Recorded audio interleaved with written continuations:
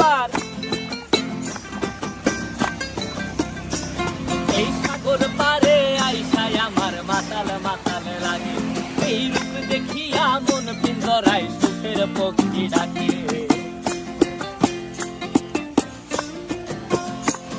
এই সাগর পারে আইসায় আমার মাতাল মাতাল লাগে, এই রূপ দেখিয়া মন পিঞ্জরায় সুখের পক্ষী ডাকে।